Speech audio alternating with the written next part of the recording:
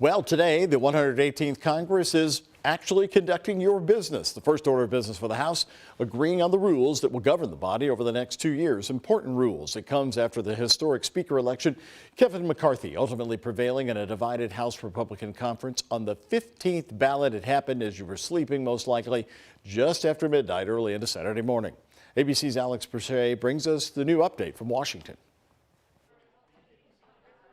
This afternoon, the 118th Congress preparing to gavel back in session after a historic and at times raucous election for House Speaker.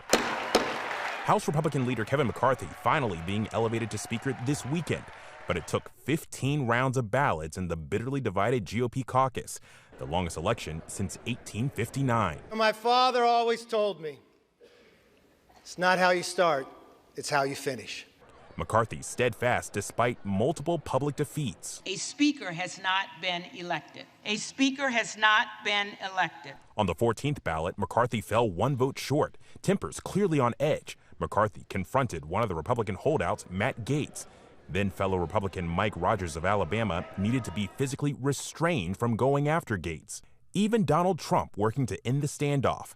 Congresswoman Marjorie Taylor Greene seen trying to pass her phone to a McCarthy opponent, DT, Trump's initials, seen on the caller ID.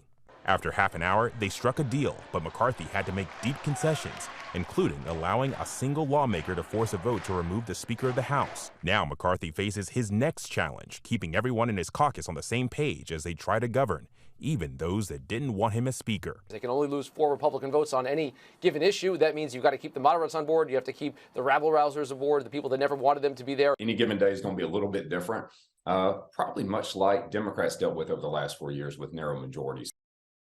But one of the points of focus for House Republicans is a new panel with sweeping authority to investigate ongoing criminal investigations, something that could spark a new fight with the Justice Department over ongoing probes, including those into former President Trump.